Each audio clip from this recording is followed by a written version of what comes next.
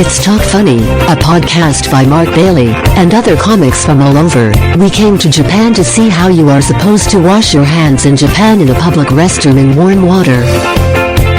Without any warm water, paper towels or soap. The Talk Funny podcast from Nagoyaradio.com and Nagoyacomedy.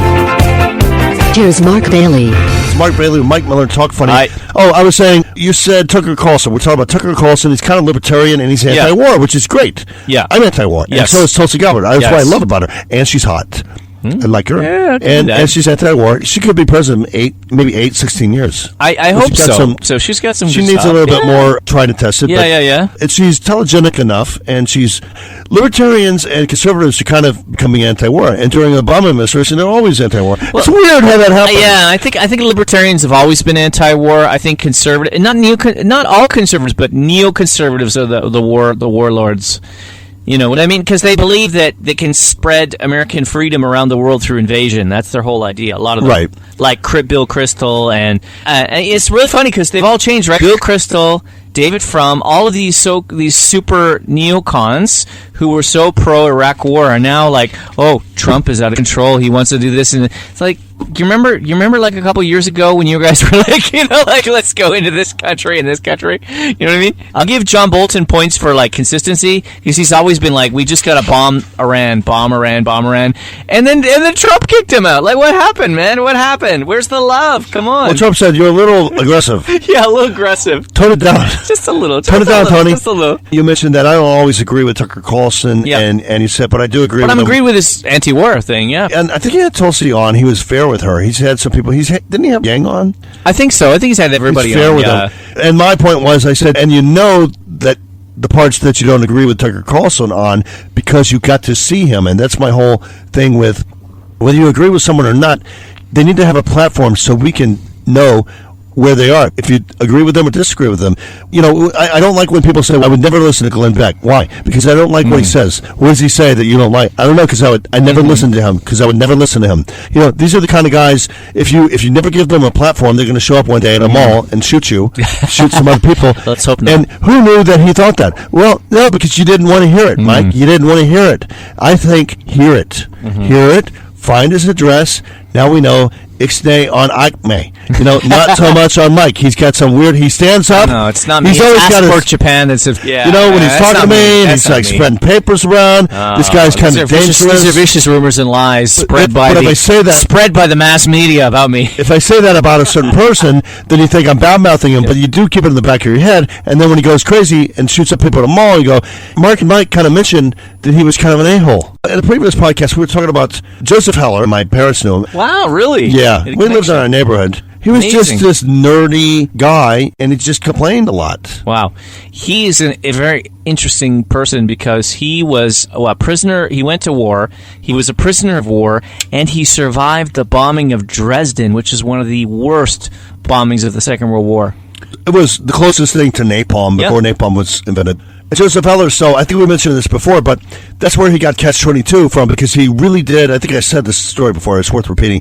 He went to an army psych, and he said, I got to get out of this war. And that's why he wrote Catch-22. This is the actual theme of the show, played by Alan Arkin, also from Brooklyn. Also, my dad knew him. It's like the Brooklyn podcast. Here we go. So Joseph Heller he literally went to an army psych, and he said, so I want to declare myself insane and get out of this war, because there's a clause that if you're insane, you don't have to fight. Psychiatrist says, so tell me, why do you think you're insane? He said, because I think people are trying to kill me. Well, you're correct, so you're not insane. They are trying to kill you.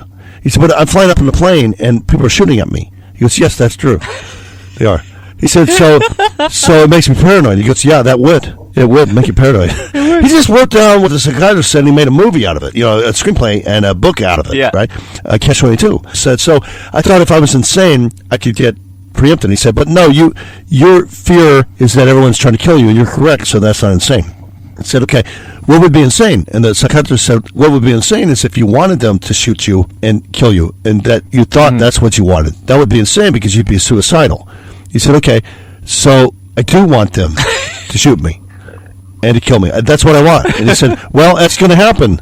So you're not suicidal, because they will. You're going to get your wish. He said, what do I have to do to get out of this war? And they said, we're short on people. We're not going to get out of this war. Nope. He said, there's only one way out. And so he wrote, Alan Arkin. He cast Alan Arkin when they made the movie, and it was hilarious. Awesome. Alan Arkin's amazing. Alan Arkin says, I need to get out of this war. I need to talk to the medic. And she goes, you can't see him. Why can't I? You mean I can't see him? He's here. Yeah, you can't see him because the doctor's in. He goes, when can I see him? When he's out.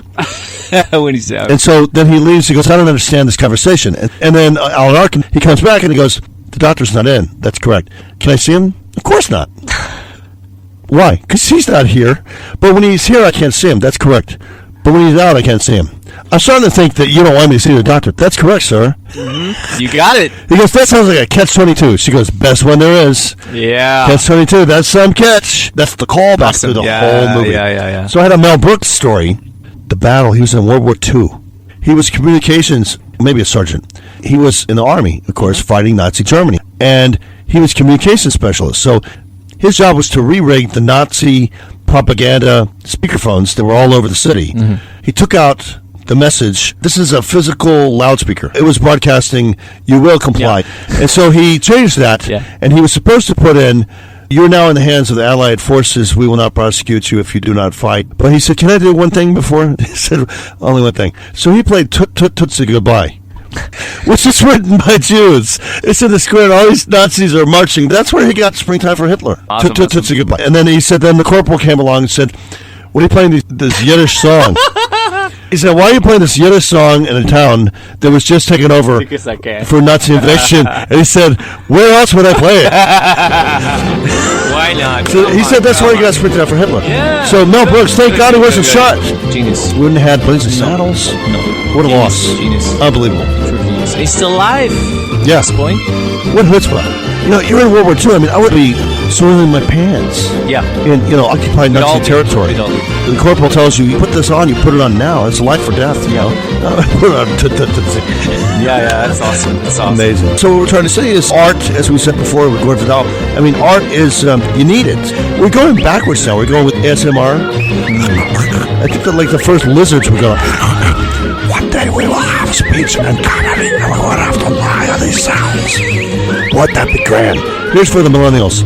Tootsie. Goodbye. All you ASMR losers. Please die. It's Mark Bailey, Mike Miller. Mike Miller, Yahoo.com.